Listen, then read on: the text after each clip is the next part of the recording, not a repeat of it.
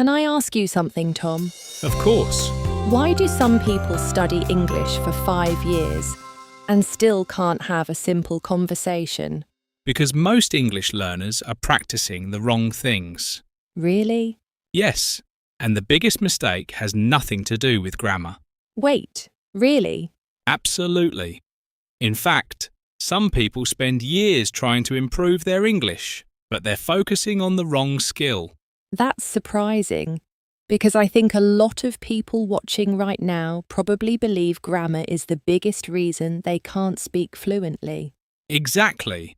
And if you're making this mistake, you're probably slowing down your progress without even realizing it. Stay with us, because later in this video, we're going to reveal what I think is the biggest mistake English learners make. It's something almost everyone does, and it's probably stopping them from becoming fluent.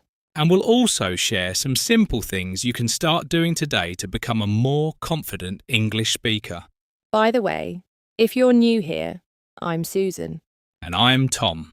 Welcome to the English Language Channel. Today, we're talking about a problem that millions of English learners have. You can understand English, you can watch YouTube videos, you can listen to podcasts, you can read articles, you can even watch movies. But when somebody asks you a simple question, your mind goes completely blank. It's actually one of the most common problems English learners face.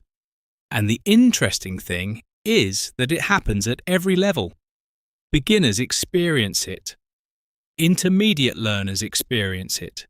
Even advanced learners experience it. So if you're watching and thinking, that's me, don't worry. You're definitely not alone. So Tom, why does this happen? The first reason is actually very simple. Understanding English and speaking English are different skills. Can you explain that? Of course. Let's imagine somebody loves football. They watch football every weekend. They know all the teams, all the players, all the rules. They've watched football for 10 years. Does that automatically make them a great football player? Definitely not. Exactly. Because watching and doing are different things. And English works the same way. Listening is important, reading is important, but speaking is a completely different skill. That actually makes a lot of sense. Many learners spend hundreds of hours listening, but only a few minutes speaking. Then they wonder why speaking feels difficult. This reminds me of somebody I met a few years ago. Let's call her Maria. Okay. Maria understood everything: podcasts, movies, YouTube videos, news articles, everything. Her listening skills were excellent. Sounds impressive. It was. But when somebody asked her a simple question like, "What did you do this weekend?" she would freeze, completely freeze. What was happening? She wasn't speaking enough. She was learning English. But she wasn't using English. That's a huge difference. Learning and using are not the same thing. But wait a minute. I know people who speak English every day and they still don't feel fluent. So what's going wrong there? Excellent question. Because that's where the second problem appears. And this is a mistake that millions of learners make every single day. What is it? Translation. Translation? Yes. Many learners are secretly translating everything. I think a lot of viewers will recognise that. Imagine you're standing in a coffee shop. The person behind the counter says, "What would you like to drink?" A fluent speaker immediately thinks, coffee, tea, water, whatever they want.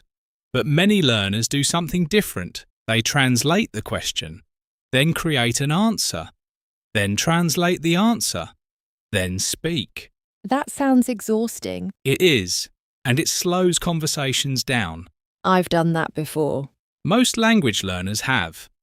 The good news is that you can train your brain to think more directly in English, but it takes practice. Let's do a quick exercise. Everyone watching can join in. Look around your room. What can you see? A chair, a table, a lamp, a window? Don't translate, just say the English word. Chair, table, lamp, window. It sounds simple, but it's actually a powerful exercise. Exactly. The goal is to train your brain to connect directly with English. Before we continue, if you're enjoying this conversation, please give the video a like. And don't forget to subscribe to the English Language channel. We create new videos every week to help you improve your English listening, speaking, vocabulary, and confidence. Now let's continue, because I think the next reason is one of the biggest. Let me guess. People are afraid of making mistakes. Exactly. And honestly, I think this stops more learners than grammar ever does. Really? Absolutely. Imagine two learners. One knows perfect grammar, the other makes lots of mistakes. Who improves faster? The person who practices more. Exactly. The learner who speaks every day, even if they make mistakes, even if their grammar isn't perfect. Because speaking improves speaking.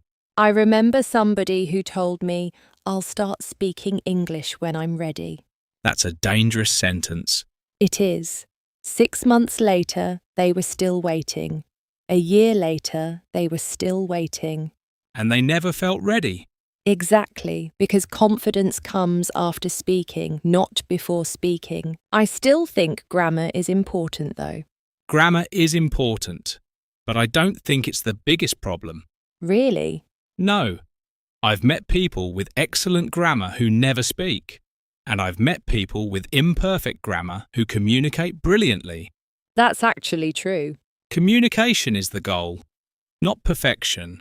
Let's talk about another problem: passive learning. A huge problem. Many learners spend all day consuming English, watching, listening, reading. But not producing English. Exactly. Speaking is active. Writing is active. Thinking in English is active. Those activities force your brain to work differently. Okay, Tom. Let's imagine somebody watching wants to improve their speaking. What should they do? Keep it simple. 5 minutes every day. Only 5 minutes. Yes. Describe your day. Talk about your plans. Describe your room.